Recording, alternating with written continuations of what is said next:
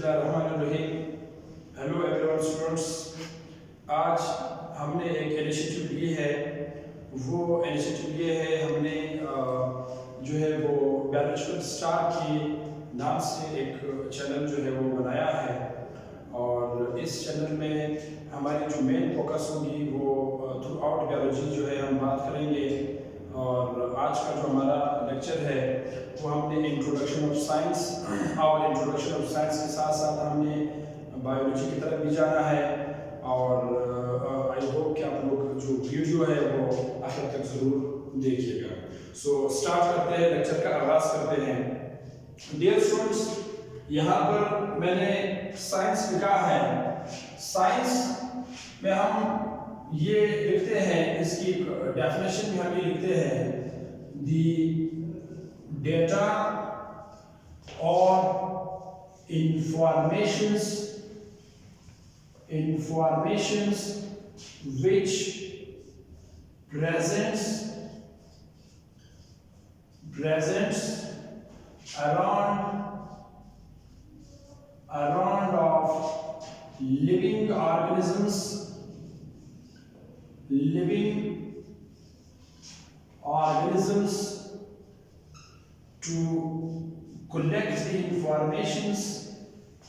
to collect the informations is called science. Dear students, जो science है इसकी definition में हमने ये लिखा है कि एक ऐसे मालूमात और एक ऐसा इंफॉर्मेशन जो किसी भी ऑर्गेनिजम्स के इर्द गिर्द मौजूद हो।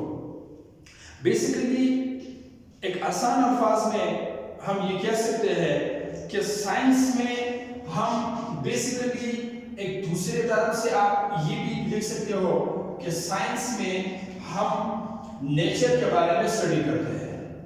किस चीज के बारे में स्टडी करते हैं? नेचर के बारे में स्टडी करते हैं। टू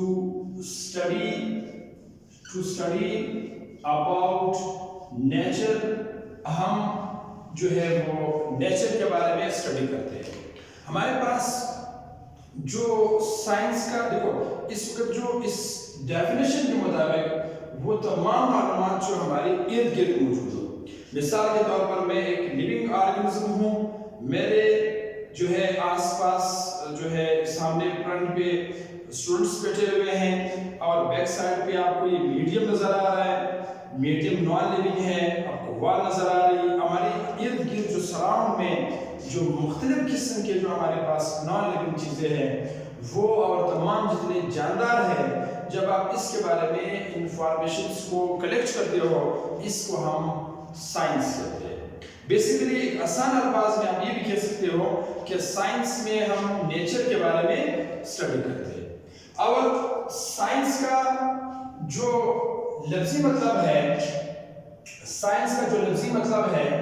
यानी साइंस का जो वर्ड्स है ये सेंशिया से निकला है।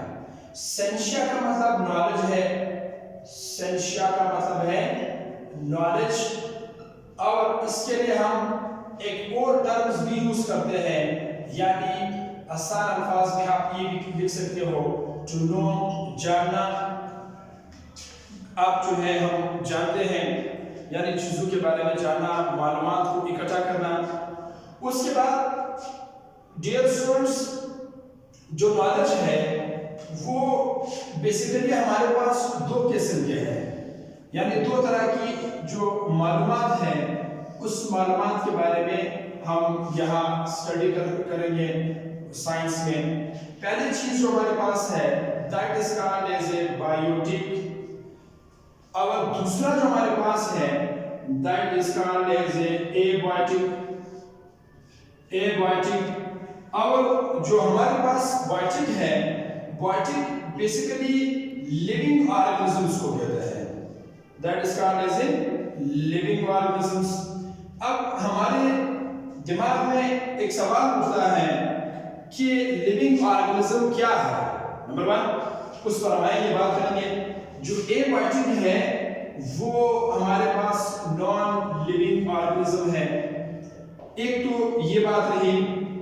अब दूसरी बात जो हमने समझना है वो बात हमारे पास ये है कि हम लिविंग ऑर्गेनिजम्स को कैसे एक्सप्लेन करेंगे। ठीक है, तो पहले यहाँ पर आते हैं।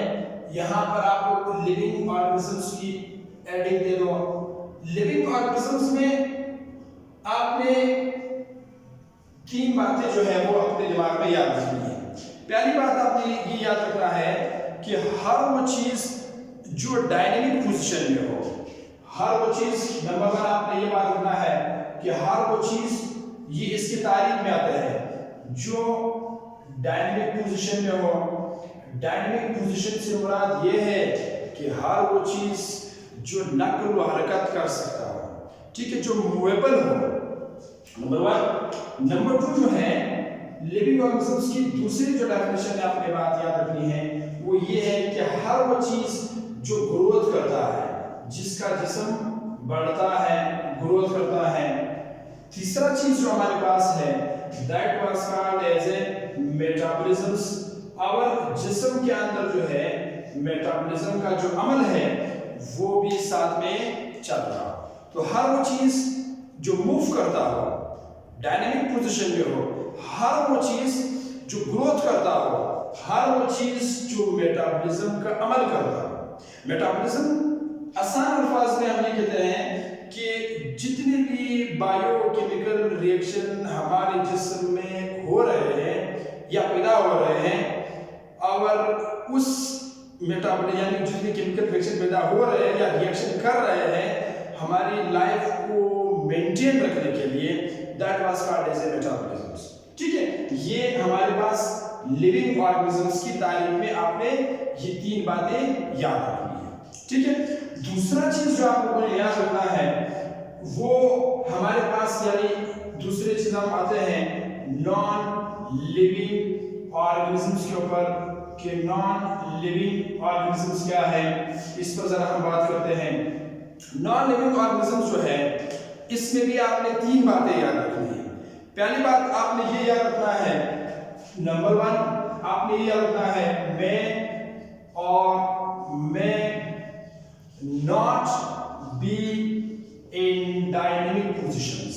यानी इसमें जो पहला पॉइंट आपने याद रखना है वो ये है कि हर वो चीज जो हरकत कर सकता हो या हरकत नहीं करता हो। मिसाल के तौर पर अब आपके दिमाग में ये सवाल जरूर आते हैं कि सर हवा तो मूव कर रही है, ठीक है, बिल्कुल मूव करती है, इसलिए तो मैंने लिखा हुआ है कि हवा मूव करती है, यानी सॉरी फॉर ये यहाँ पर मैंने लिखा हुआ है कि जो लिविंग ऑर्गेनिज्म है, जो नॉन लिविंग ऑर्गेनिज्म है वो डायनेमिक पोजीशन में और में नॉट हो भी सकता है, नहीं भी हो सकता है। अगर डायनेमिक पोजीशन में है, न हरकत कर रही, तो इसकी मिसाल एयर है, इसकी मिसाल वाटर है जो फ्लो करती है। जबकि ये टेबल और ये हमारे पास स्टूडेंट्स जो आपके पास डस्टर है, बाकी जितने भी चीजें हैं, दे विल नॉट मूव। एक तो ये बात है, ठीक है।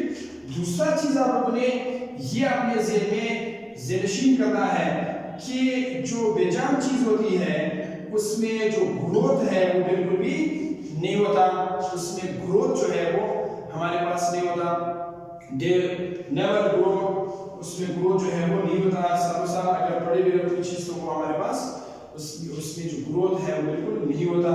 तीसरा चीज जो है वो ये है कि अगर ग्रोथ नहीं हो रही है तो बिल्कुल आपने सही कहा है, तो मेटाबॉलिज्म का अमल है वो भी उसमें नहीं होगा। अब जरा यहाँ पर आते हैं जो लिविंग थिंग्स हैं, जरा इसकी एग्जांपल यहाँ लिखते हैं। लिविंग से मुराद जैसे हम ह्यूमंस की बात करते हैं, ह्यूमन बीइंग्स हैं, जैसे कि एनिमल्स हैं, एनिमल्स सारे हो गए, जैसे कि प्लांट्स आपके पास आ रहे हैं, जैसे कि फंजाई आपके पास है, ठीक है, फंजाई आपके पास है। फंजाई के साथ साथ हमारे पास जो है, बस इतने काफी है एग्जांपल बतौर एग्जांपल के लिए। इसी के साथ साथ आप यहाँ पर नॉन लिविंग में जैसे कि हमारे पास हवा है, ठीक है, हमारे पास हवा है, हवा के साथ साथ हमारे पास लाइट है, लाइट के साथ साथ हमारे पास टेम्परेचर है, टेम्परेचर के साथ साथ हमारे पास गैस है, ठीक है, हमारे पास गैस है, अब इसी के साथ साथ हमारे पास हीट है वगैरह वगैरह। आप अगर गिनना शुरू करोगे तो ऐसे बायोटिक और एबायोटिक चीज, ढेर सारी चीजें आपको जो है इस इन्वायरमेंट के अंदर आपको देखने को मिलते हैं। तो यहाँ पर आपकी आसानी के लिए मैं आपको जरा आसान करके बता दूं, जो बायोटिक और ये बायोटिक जो चीजें हैं इन दोनों को मिला करके तो ये हमारे नेचर बनाता है।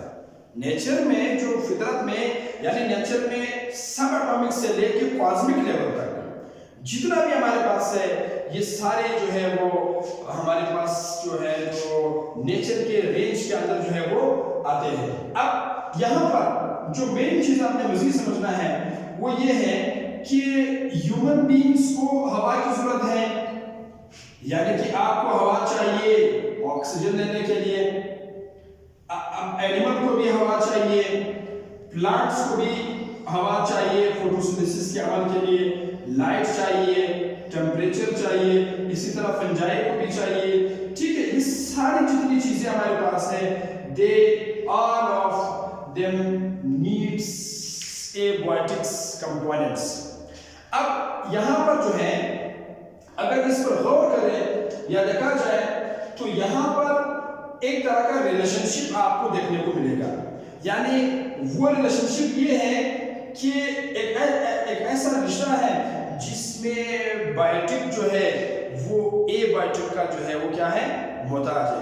मिसाल के तौर पर हमें हवा चाहिए, हमें विंड चाहिए ऑक्सीजन लेने के लिए, यानी हमें ऑक्सीजन चाहिए, हमारे पास जो है बतौर रिस्पायरेशन हमें चाहिए।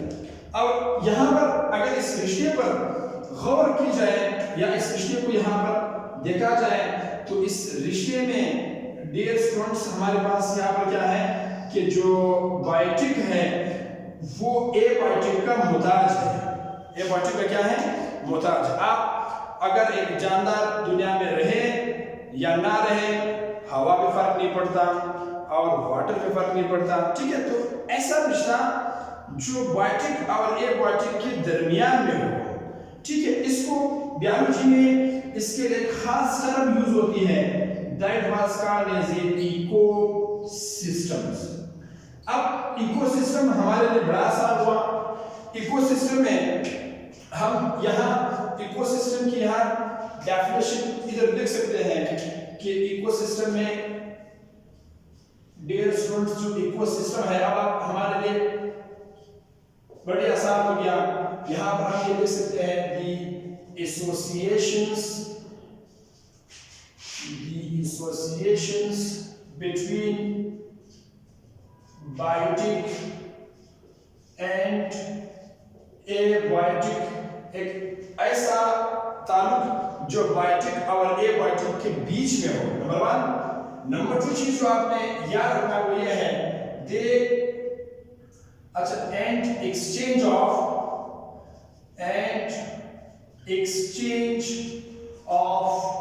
Material take place is called ecosystem। Ecosystem में एक ऐसा ताल्लुक जो बायोटिक और एबायोटिक के दरमियान में हो और इस रिलेशनशिप में हमारे पास मटेरियल का एक्सचेंज हो, यानी आपने ऑक्सीजन लिया, कार्बन डाइऑक्साइड वापस खारिज कर दिया, आपने खाना खाया, वापस आपने सरप्लस मटेरियल को वापस एक्सक्रीट कर दिया आपने, ठीक है। ऐसे रिलेशनशिप को हम इकोसिस्टम कहते हैं। फर्दर फिर हम मूव करेंगे, जो साइंस है इसको तीन कैटेगरीज के अंदर फिर डिवाइड किया गया है। जो पहला कैटेगरी है साइंस का, यहां से मैं यहां इसमें जो है डियर स्टूडेंट्स तीन कैटेगरी में साइंस को डिवाइड किया है। साइंस का जो पहला कैटेगरी है नंबर वन जो है that was called as a universal science. जो दूसरा कैटेगरी है साइंस का दैट वाज कॉल्ड, उसको जो है फॉर्मल साइंस कहते हैं। ये साइंस का जो है दूसरा जो है कैटेगरी है। एक साइंस का तीसरा थर्ड कैटेगरी भी है, that is called as a social science, that was called as a social science. अब हम सबसे पहले बात करते हैं यूनिवर्सल साइंस का जो दूसरा नाम है, इसको बेसिक साइंस भी कहते हैं, ठीक है, वो आपको लिख लेना बाद में। यहाँ पर यूनिवर्सल साइंस में हम 3 सब्जेक्ट्स के बारे में स्टडी करते हैं। वी स्टडी 3 सब्जेक्ट्स, इसमें हम 3 सब्जेक्ट्स के बारे में स्टडी करते हैं। पहला जो हमारे पास है that was called as a biology. हमारी इस चैनल में जो जितने भी कमांडोज आएंगे, बायोलॉजिकल स्टार के जितने भी कमांडोज होंगे, तो इंशाल्लाह हम आपको रियल में भी जो है वो बायोलॉजिकल स्टार आपको तमाम, जब आप वीडियोस देखेंगे तो आप इंशाल्लाह जरूर बायोलॉजिकल स्टार जो है वो बनेंगे। ये हमारा विषय भी है। खैर, टॉपिक पर आते हैं। बायोलॉजी के बारे में हम स्टडी करते हैं। दूसरा हम इसमें केमिस्ट्री सब्जेक्ट के बारे में स्टडी करते हैं। तीसरा जो हमारे पास है वी स्टडी फिजिक्स के बारे में हम स्टडी करते हैं। हम जो है वो फिजिक्स के बारे में स्टडी करते हैं। आज हम आगाज करेंगे बायोलॉजी से। जो बायोलॉजी है डियर स्टूडेंट्स, जो बायोलॉजी है इसके लफ्ज 2 लफ्ज से निकला है। बायो का मतलब है लाइफ, लॉजी का मतलब है स्टडी। हम बहुत मुख्तलिफ टीचर से और मुख्तलिफ एकेडमीज में, मुख्तलिफ चैनलों पर और मुख्तलिफ जो हमारे पास यूट्यूब के जितने भी टीचर्स हैं उससे हम पढ़ते हैं।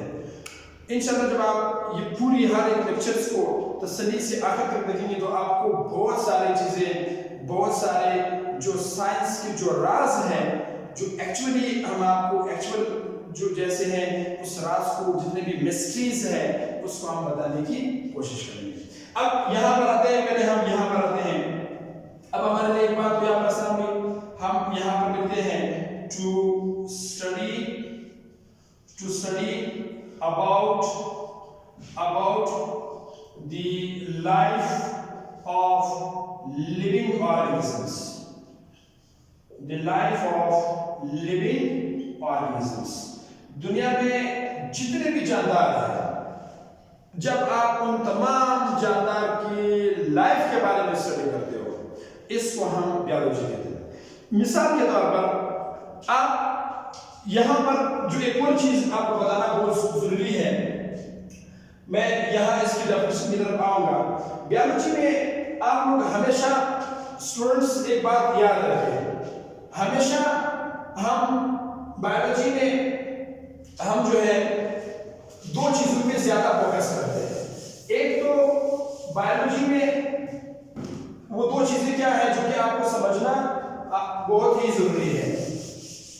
वो ये है कि बायोलॉजी में 2 चीजें पे हम बहुत ज्यादा फोकस करते हैं। नंबर 1 ये है टू स्टडी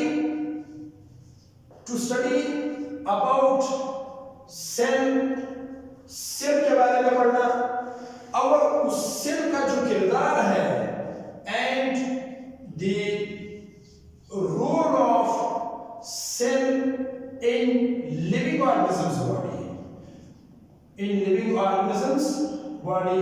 तो बायोलॉजी में पहली बात जो आपको याद रखनी है, जो मेन फोकस हम करते हैं वो ये है कि सेल के बारे में स्टडी करते हैं और सेल का किसी जानदार के जिस्म के अंदर क्या अहमियत है, क्या रोल है उसके अंदर, किसी जानदार की बॉडी के अंदर, इसके बारे में हम स्टडी करते हैं। नंबर 1 ये बात याद रखिए।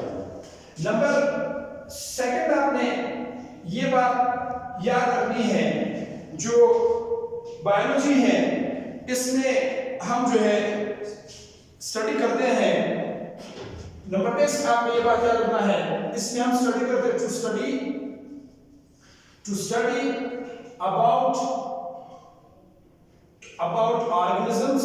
हम जानदार के बारे में स्टडी करते हैं और उस जानदार का जो किरदार है एंड देयर इन्वायरमेंट्स, और उस जानदार का इस माहौल के अंदर जो किरदार है उसके बारे में हम स्टडी करते हैं। ठीक है, एक सेल के बारे में पढ़ना और सेल का किसी जानदार के जिस्म में अहमियत क्या है, रोल क्या है, इसके बारे में पढ़ते हैं। दूसरा, जो हमारे पास एक लिविंग ऑर्गेनिजम्स है उसके बारे में पढ़ना, एक ऑर्गेनिजम्स के बारे में पढ़ना, आपके पास जो है उस ऑर्गेनिजम्स का इस इन्वायरमेंट के अंदर क्या कंट्रीब्यूशन है, क्या रोल है, उसके बारे में हम स्टडी करते हैं। अब हम आते हैं लेक्चर के लास्ट पोर्शन में, कोशिश करते हैं इसको कंक्लूड करते हैं। जो लाइफ है, पहले आप लोग ये याद रखिए कि लाइफ क्या है, पहले ये चीज समझना जरूरी है। बहुत सारे लोग उसको गलत डिफाइन करते हैं। जरा हम लाइफ के बारे में स्टडी करते हैं कि लाइफ क्या है। लाइफ की डेफिनेशन में आप लोग एक बात याद रखिए, इसकी डेफिनेशन में हम लिखते हैं a set of chemical reactions. One minute, just remove that. इसमें हम स्टडी करते हैं a set of chemical reactions which occur in our body for living purpose. For living purpose is called life. Students, life का जो definition है, इस definition में हम ये कहते हैं a set of chemical reactions. Chemical reaction का एक ऐसा जोड़ा जो आपके जिस्म में रिएक्शन करे, ठीक है, आपके जिस्म में रिएक्शन करे आपको जिंदा रखने के लिए, ठीक है, इसको हम लाइफ कहते हैं। अब सवाल ये है कि कैसे, ठीक है, जो हमारे पास इन नेक्स्ट वीडियो इंशाल्लाह we will discuss more about life. और इस डेफिनेशन को मजीद जो है हम ब्रीफली और भी इसको जो है वो जो है यानी जो डेफिनेशन मैंने लिखा है इसकी जो मजीद जो एक्सप्लेनेशन है, जो वजाहत है, वो हम आपको लास्ट वीडियो में देते हैं। और जाते जाते मैं आपसे एक बात ज़रूर कहूँगा कि हम उसी के लिए काम के हैं जिसको लगता है कि हम उसी के लिए ही काम करते हैं। हम इंशाल्लाह जितने भी लेक्चर्स हैं सारे हम अपलोड करेंगे वन बाय वन इंशाल्लाह। जो हमारी फर्स्ट चैप्टर होगी we will be start from the cell chapter. Take care students, अपना ख्याल रखिए, बेस्ट ऑफ लक।